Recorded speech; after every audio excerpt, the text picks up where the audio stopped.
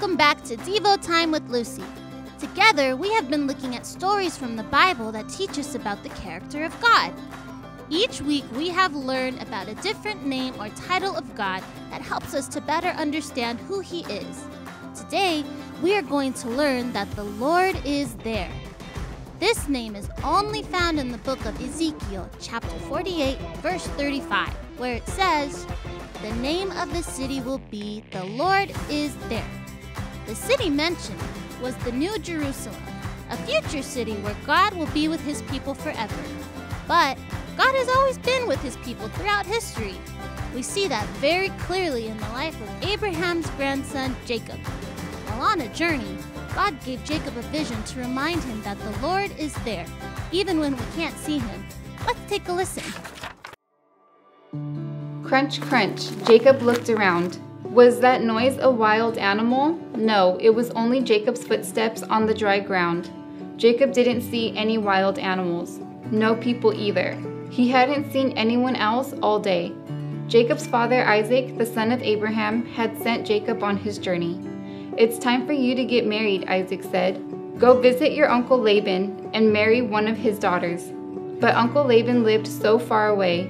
Jacob had been walking all day, and he still had a long way to go, and now the sun was setting. Jacob yawned. "This looks like a good place I can sleep," he said. "And here is a big flat stone I can use for a pillow." Lying by himself on the ground in the dark, Jacob might have felt all alone. But God knew where Jacob was. And that night, while Jacob slept, God appeared to him in a dream. In his dream, Jacob saw a tall ladder. The bottom of the ladder rested on the earth, and the top reached all the way to heaven. Angels went up and down the ladder, and God stood at the top and talked to Jacob. "I am the Lord, the God of your grandfather Abraham and your father Isaac," God said. "The promises I made to them, I am making now to you. The land where you are lying will belong to you and your family. Your family will be big, too many to be counted. And everyone in the whole world will be blessed through you and your family." God had been with Jacob on his journey all the time, even though Jacob hadn't known it. "I am always with you," God said. "I will take care of you everywhere you go, and someday I will bring you back to this land. I will do what I have promised." What a wonderful dream God gave to Jacob. When the dream ended, Jacob woke up. "God is right here with me in this place," he said, "and He has been with me all along." Have you ever been camping?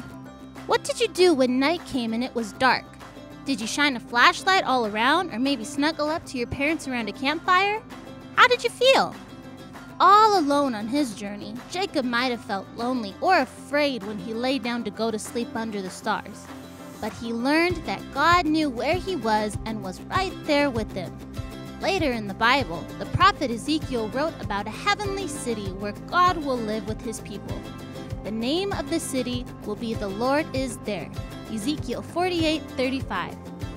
The name of that city tells us something about God. It means God lives with us, His people. He makes it home with us, in our lives, in our families, in the church.